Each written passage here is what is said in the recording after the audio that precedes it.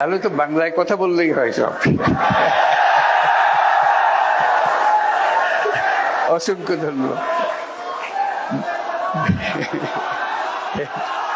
Thank you. অপূর্ব সৌভাগ্য আমাদের সবার, আপনাদের সবার সঙ্গে দেখা হলো আজকে।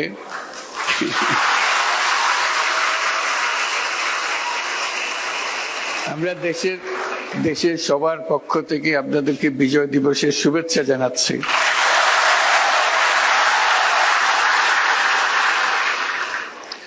আমি ইংরেজিতেই বলি, অন্যরা বুঝতে পারবে না বলে আপনারা তো বুঝতে পারবেন।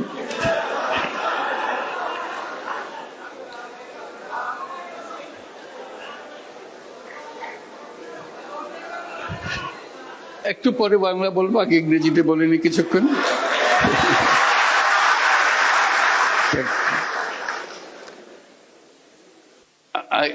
I don't feel I'm awake. I feel like I'm in a dream. Being here.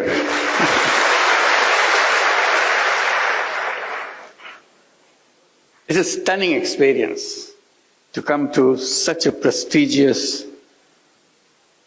such an influential institution in the whole world. I admired from a distance. In the past, whenever I came, I tried to get a glimpse of Al-Azhar. I just came through just watching from a distance. I didn't dare to enter. I was not familiar where to go. Today you bring me in. I'm here with the students and the faculty and the friends. It's an amazing experience, a lifetime experience for me.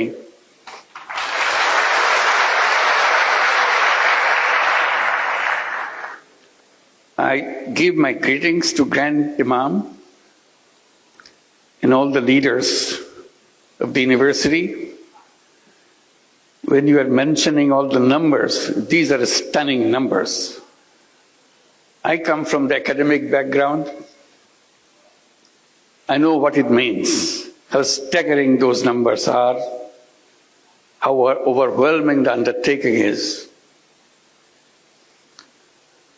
This is a memorable event for me, to see you, meet you physically, and even get a chance to talk to you. It's a rare opportunity. As someone coming from academic world, it's always exciting to be with the students. That's what we do, that's what we live for. And my greetings to all of you, all the students of Al-Azhar who are present here, who are outside, those staggering number of students and faculties all over the world. And among them, there are Bangladeshi students, pretty large number too. Can I see you with the Bangladeshi students? Will you please stand up to see? Wow, these are all Bangladeshi students. I should. Thank you. Thank you. Thank you. It's a wonderful feeling that you could accommodate so many students. I hope more and more students from Bangladesh could come here, and more opportunities will be available to you, because you change the world. Coming to Al-Azhar gives you the perspective, give you the knowledge, give you the willingness to do things which is good for humanity, not only in Bangladesh, globally. So that's your role. You are not limited to a particular country. You are limited from, your service is for the whole world, for all humanity. I have to catch a flight right after this, so I have to be brief, and I'll try to share my experiences, what I did as a teacher, what I was trying to do, because this opportunity to interact with the students give me this opportunity to share what my efforts were, initiatives were. My experience in the University of Chittagong began 53 years back, as Bangladesh became just independent country at that time. I came back from the United States where I was teaching. Bangladesh today and Bangladesh 53 years back are completely different.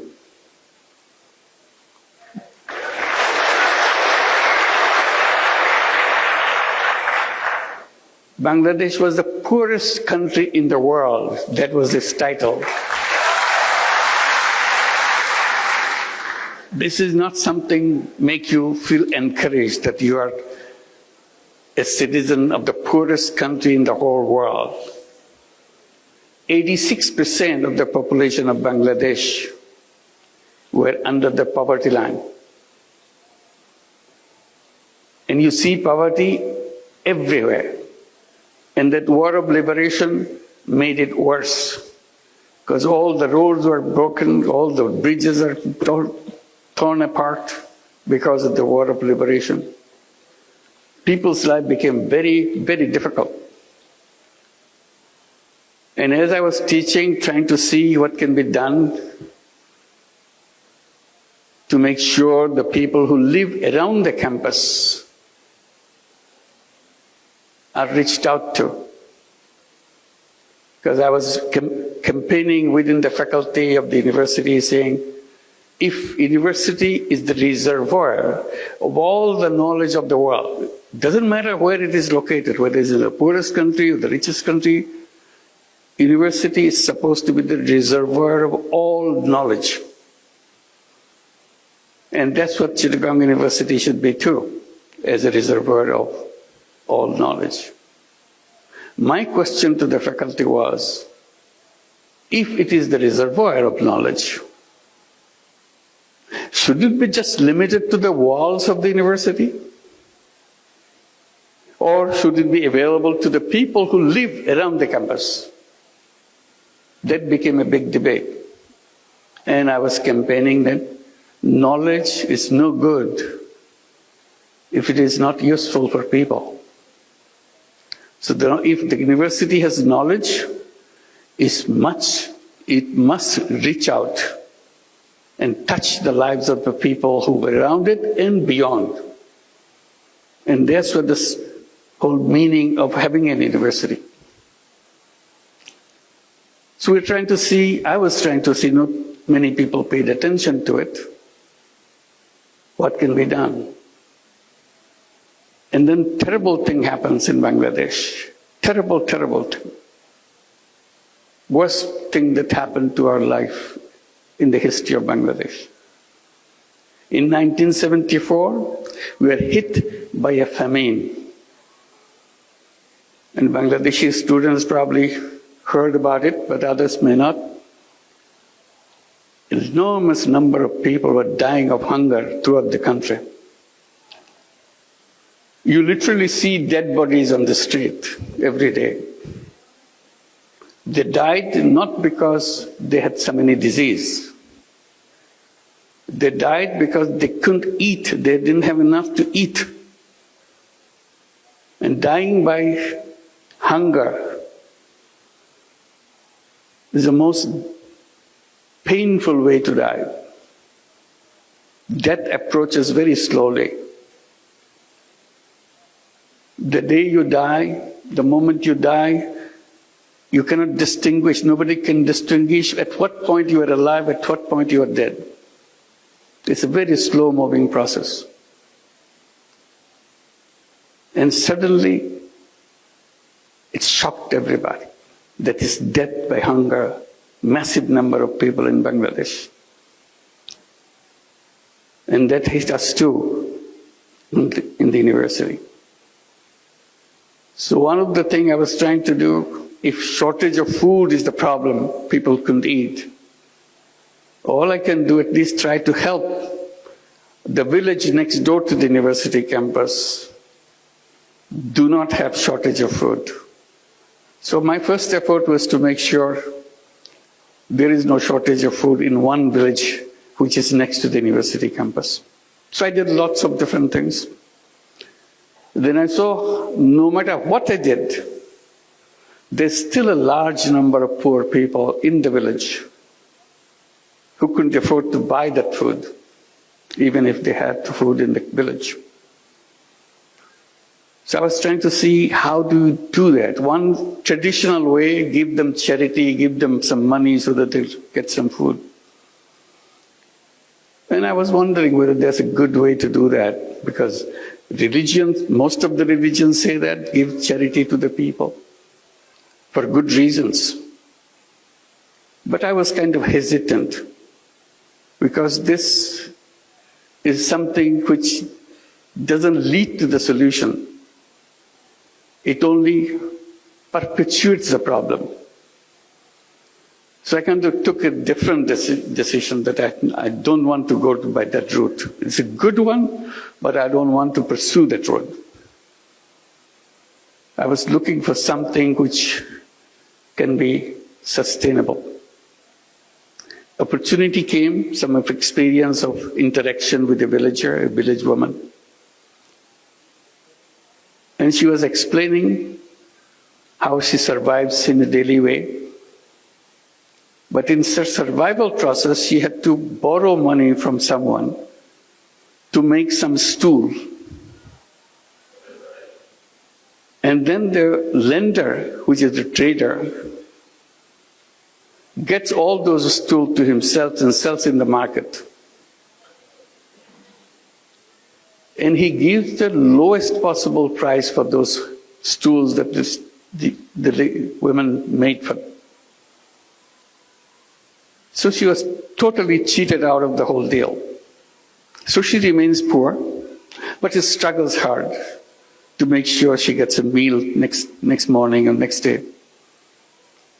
The reason she didn't have the money to buy bamboo, which goes into the stool, I asked her, how much does a bamboo cost? So she borrowed the money from the trader. She said maybe about 50 cents, US dollar wise, or maybe a little more if you are looking for a good quality. I said, what if somebody gave you that 50 cents as a loan, can you pay it back? I said, of course I can pay it back, because I pay him much more than that. So paying you back is no big deal. I thought about it. Should I give her the 50 cents and let her be free from the moneylender, trader? Or she should continue the same relationship and see what happens. So I didn't give her the money. But I thought about it. Next morning I came back to her. I said, okay, I'll give you the money. The deal is you'll return the money to me once your business is done, and then you can borrow more. So this was the start of something that I continued, because I was so excited that she really paid it back, and I gave her money back again. So I told the villagers. In the meantime, I became very familiar with the village women and village people. I said, if you need money, come to me. I'll give you the money. This is in a circumstances, in an environment where money lenders will give you money, and for that money you have to give away everything. Still your money is not paid back. That's what the money lending practices in Bangladesh and many other countries is all about. Here I am, I'm not talking about taking away everything. I'm just asking for the money to be back, that's all. Whatever I gave is returned to me. People thought, oh, it's so easy. So it became very popular. The more popular it gets, more excited I get. Because it helped people. They started doing things and paying me back. Then I thought, this is not my job. I'm a teacher. Why should I lend money to people? This is the job of a bank. So there are several bank branches in the campus. So I went to the bank branch that I'm more familiar with. I told him, why don't you do that? He told me, no, banks don't lend money to poor people. That's not their job. I said, what is your job? To lend money to people who need money, lots of money. I said, that's very funny. You want to give lots of money, but you don't want to give little money. He said, that's banking. I said, that's wrong. That's wrong banking. So I kept summarizing that principle of banking. I still do all the time. It's a very strange principle of banking. The banking principle is very simple. It says the more you have, the more you get. If you have nothing, you get nothing. I said, that's very strange. You have the whole banking structure in the whole world on that principle?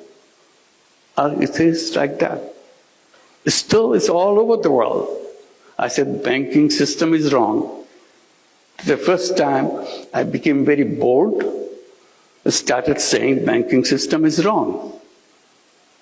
How should you fix it? I said, very simple. You reverse your principle. The new principle would be the less you have, the more attention you get. If you have more, you have to wait. All bankers laugh at me.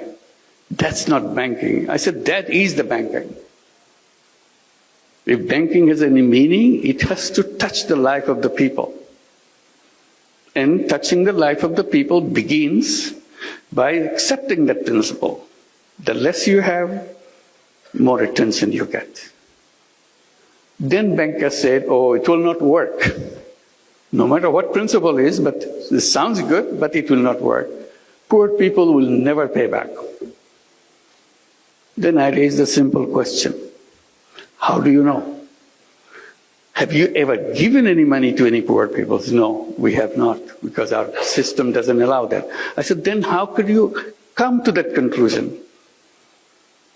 Oh, everybody knows that. I said, I don't know that. So I want to practice, I want to find out. So I started doing that and find out everybody pays back. They said, well, it can stay for a while. They're trying to impress you so that they can get more money. The more money they will get, they will stop paying you back. I said, that's your assumption.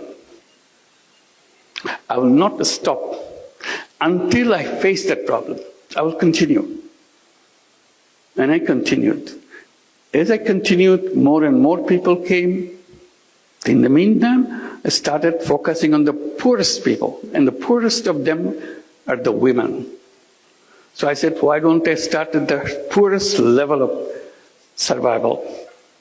So naturally went to the women and started doing it with women. And it expanded. Then I said, why don't I create a bank, separate, different kind of bank than the conventional way that you see? The idea of having a bank came at that moment. And I started debating with the government officials, telling them, give us a permission to create a bank. Everybody laughed at it. How can you have a bank for the poor people? I said, like the way I do it. Oh, that's not banking. I said, what would you call it? Banking is about lending money and getting money back and running a sustainable organization. It's a business organization. Nobody believed that. Finally, after many years, I got the permission to create a bank. I called it Grameen Bank or Village Bank and continued to expand. And that became a story after that. So this is how an idea came to challenge an institution. The reason I'm telling this story in details, unless you challenge, nothing will happen. The world will remain the way it is. It is the young people, it is the students who can see things more clearly because they are still looking for things. And that's what you are. Looking for things to do. Looking for changing people's life. Looking for changing the whole world. If you stay where you are, repeating the same thing over and over again, world will remain where it is. And then I came with the idea that I started telling about. I said, not only you challenge, you dream, you imagine. Imagination is a big power. That's very funny. It doesn't cost you anything to imagine. You can imagine anything you want. Imagination doesn't have any limit. But it is the fundamental thing to lead you to change. If you don't imagine, it will never happen. It's a very funny thing. If you don't imagine, it will never happen. But if you imagine, it has a big chance of happening. So I encourage everybody, all my students, people that I meet, make imagination. Imagine things. Things which are absolutely impossible. Imagine that. And if you keep on imagining, it will happen. So while I do the thing in Grameen Bank and people say it will work in Bangladesh, it will not work anyplace else, it started spreading in other countries. It even came to Egypt. We started some programs in Egypt. Many microcredit programs are introduced. It went to many other countries in Asia. The funny thing is, it was introduced in the United States. In 2008, we set up a program called Grameen America. It started in Jackson Heights, New York. Everybody said, no, this is not Bangladesh. We don't have poor people in the United States. You are making us feel like we are some kind of fools. I said, no, you're not fools. You're very smart people. But you don't realize that you have poor people. Because you keep claiming that you don't have poor people. You are the richest country in the world, quote unquote, richest country in the world. That doesn't mean you don't have poor people. Oh no, we don't have poor people. It's a rich country. I said, yes. Then I asked the question, do you have welfare program in your country? Oh yes, it's a very rich program. We have lots of people. We take care of all the people. We give them monthly check every month so that they can buy their whatever their family needs are, so that they can take care of themselves, their children. A check every month, welfare check. I said, you know what?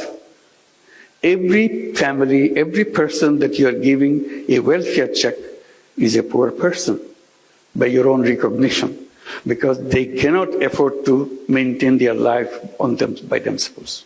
So you are giving them money from the state. They are poor, but you are claiming they are not poor.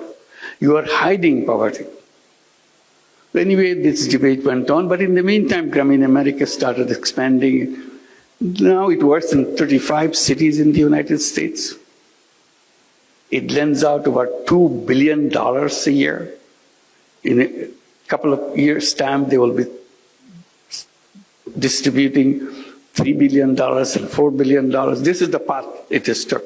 And the amazing thing, repayment rate is absolutely near 100%. Never changed. So you challenge something, and people say it cannot work. Okay, it can work in Bangladesh. Bangladesh is a funny country.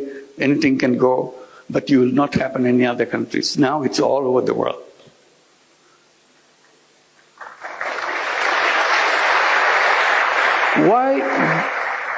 Why women? I explained. And I said, women are not only poor in terms of income, they are also poor in health. If you are poor, you're always poor in health. If you are a poor woman, then all the diseases of the world is heading for you. That's the situation of poor women. So along with microcredit, all the loans that we give, savings that we take, we started looking at the condition of healthcare of the poor women. So we built up a whole healthcare program. We have healthcare program in every village so that we can take care of all the women. We have over 10 million borrowers, meaning 10 million women in our system, in the Grameen Bank in Bangladesh. So there's lots of people needing healthcare. So we introduced our healthcare system, and it worked very well.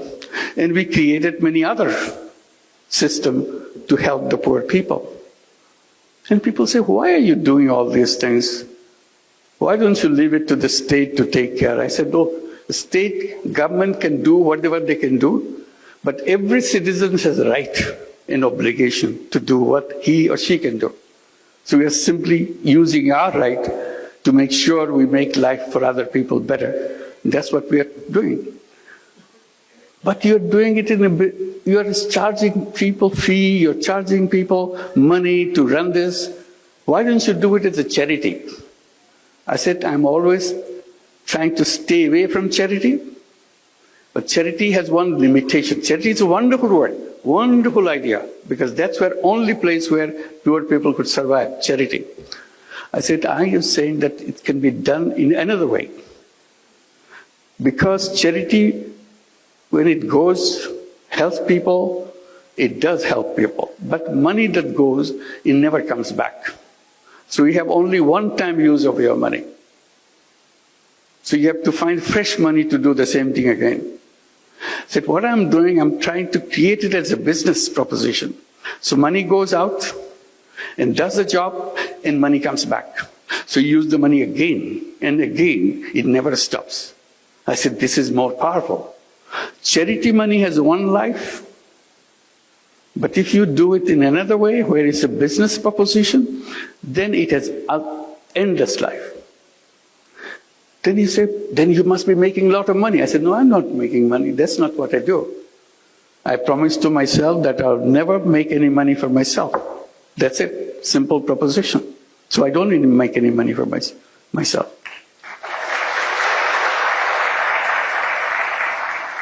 Then why are you doing like this? This is not a business then. I said, it is a business. See, we're conflicting. In our classroom, we are told, if you are in a business, you have to make money.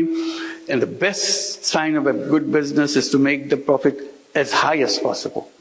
Profit maximization principle. See, I got stuck with this now. Profit maximization principle. I said, well, that may be the one kind of business, but there are other kinds of business. Oh, in our books, there is no other kind of business. There's only one kind of business. To profit maximizing. To maximize profit. I said, if you have only one kind of principle, then this is something missing. There should be in your textbook another kind of business. Business to solve problem of the people without making any money for yourself. Oh, we never heard of this because you never did that. I said, I'm doing it, I like it. They started a debate. Can this be a business? I said, of course it's a business. Business means you sell something, you produce something, sell something, and get your money back and have a surplus. In my business, there is a surplus. There's no question about it. But I don't want to take it myself. That's the only thing. The rest of it's the same. Why don't you want to take money for yourself? I said, that's my decision, that's all. You don't question that. If you like it, you should do it too. It's fun to do that. It's a big controversy in economics classes and conferences, debate, can this be a business? I'm saying this is a business, as business as anything else. So finally I have to give it a name. I started calling it social business. Defining as a business to solve problem without financially benefiting by yourself. So surplus stays with the business and expands the business. We took this principle and expanded, creating many, many other businesses. And funny thing, we came up with an idea. Well, government was giving licenses to telephone services. But in Bangladesh, in many countries, I'm sure Egypt did the same thing. At one point of time, very few people had telephones. It was a government service and very inefficient. Maybe 100,000, maybe something like that. That's the total number of telephones in the whole country. So that's when the mobile telephone idea came, and it's got introduced in other countries. Bangladesh wanted to give a license, give licenses for setting up mobile telephone companies. We looked at each other. What does it mean? And we had an idea. Why don't we apply? We had no idea what a mobile phone is for. But since government is asking for application, we send an application. We want to have a mobile phone company. Everybody asked, why do you want to have a mobile phone company? You are just lending money to poor people, that's all. Mobile phone company, mobile phone is for the rich people. Very rich people. Because at that time it's very expensive when it came. So I said, well, we have an idea. We want to bring telephone in the hands of poor women. Again, a shocking experience. Why poor women? What do they do with the telephone? I said, we'll figure that out. We explained, government was not happy with our application. They said, why do you want to give money to poor women? Telephone to poor women. I said, it's not for her to send messages or start at that time there's no messages, just calling. Just calling each other. They're not calling anybody. They will allow the rich people in the village to use their telephone and charge a person heavy price. Because that's the first time telephone came, everybody wants to make a telephone call, she will make money. So why should I give it to rich people? I give it to the poor people, the privilege of having the telephone company. So we want to do that. So we created a telephone company called Grameenphone.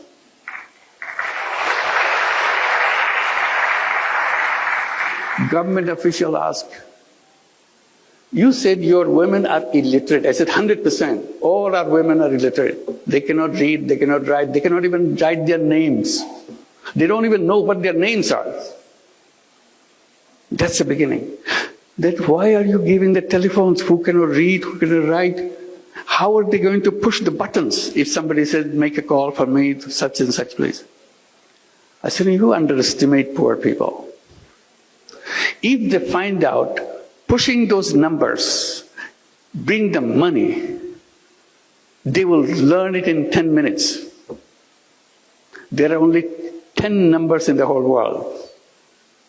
So if those numbers bring money, they're smart people. The poor people are poor, but they're not dumb people. They're very smart people. That's how they survive. And literally they did that.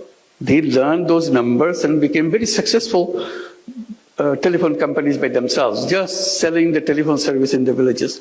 We call them telephone ladies of the village. Very soon we had 1 million telephone ladies selling services all over Bangladesh. Grameenphone became the largest telephone company in the country, still the largest company in the country.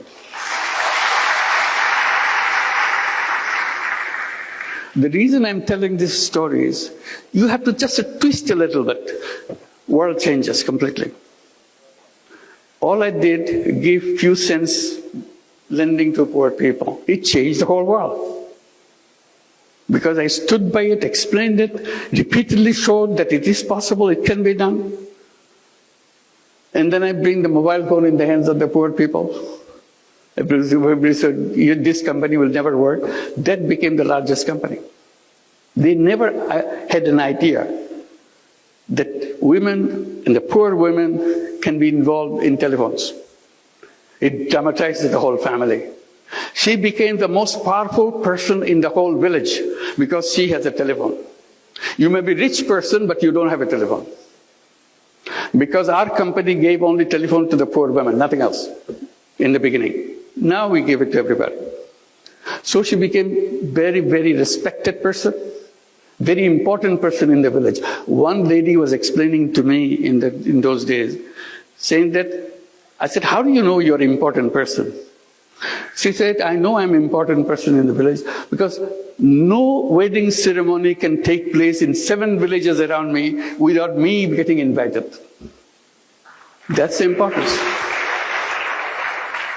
So it's powerful, it gave them power, it brought technology, their children changed.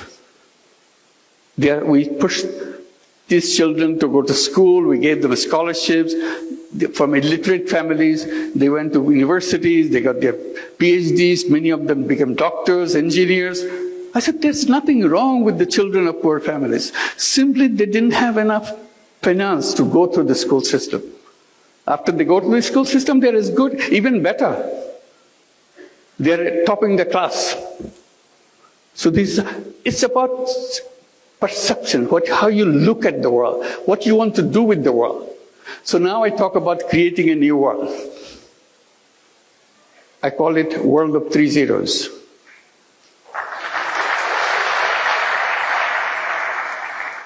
People get a little bit curious. What is zero? Is nothing.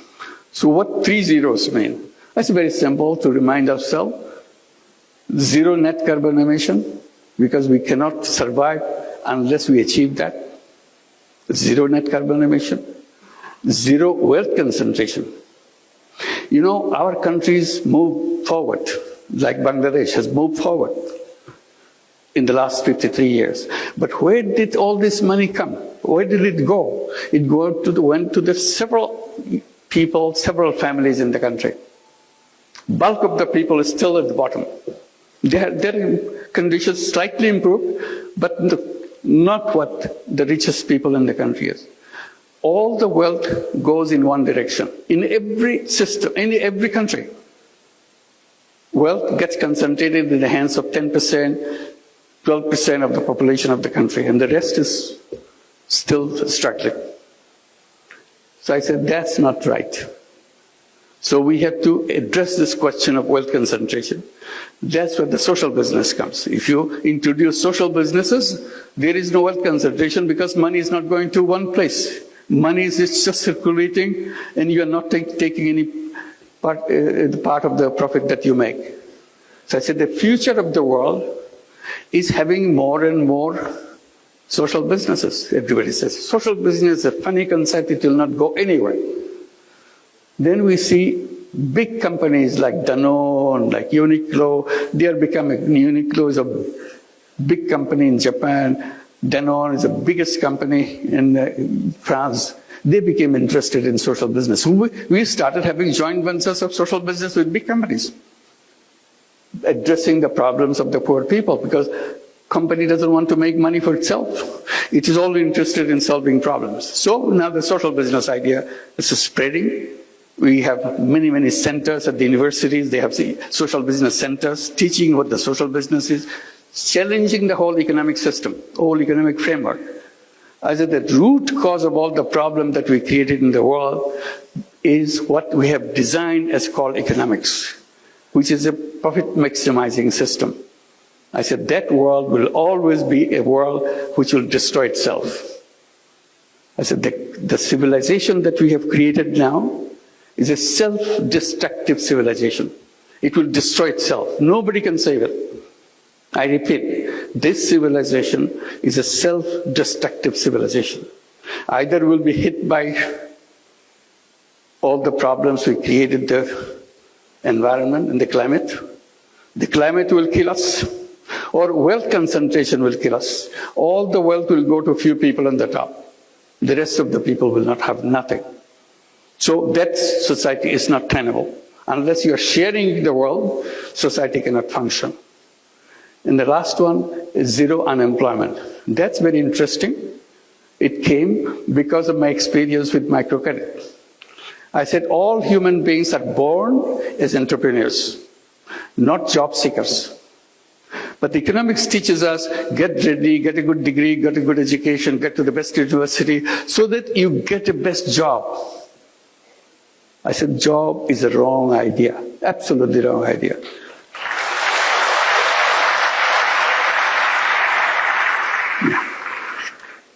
We have to leave. It's a couple of minutes. I said it's a wrong idea because human being is a creative being. Essence of human being is a creativity. That's why I said imagine. If you imagine, your creativity takes over. It makes it happen. You imagine that you want to go to the moon. When people were saying we want to go to the moon, everybody laughed at each other.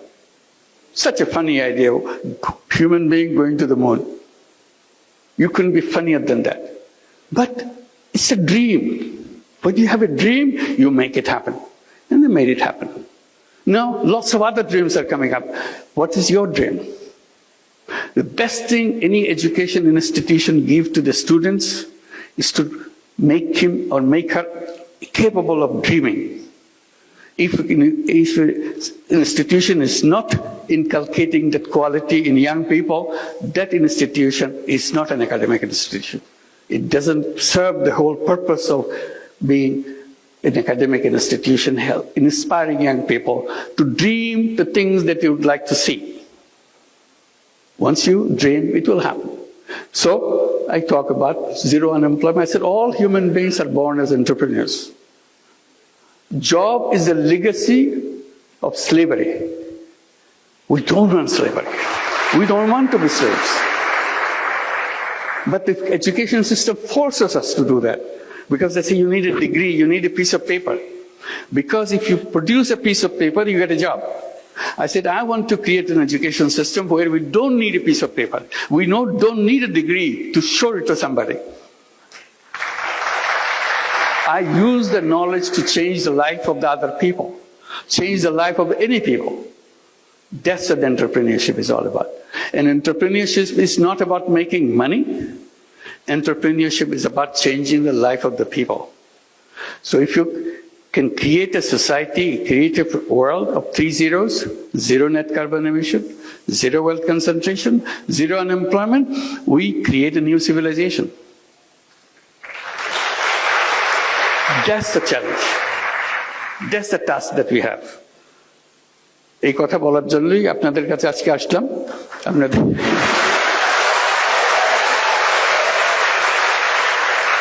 আজকে তাড়াহুড়া করে চলে যেতে হচ্ছে, ভবিষ্যতে আবার দেখা হলে সময় নিয়ে কথা বলবো। আজকে কথা আজখানেই শেষ করি। সবাইকে অসংখ্য ধন্যবাদ। আশা করি যোগাযোগ রাখবেন, আরো বাংলাদেশ থেকে আরো আপনাদের বন্ধুদের নিয়ে আসতে পারেন কিনা দেখেন।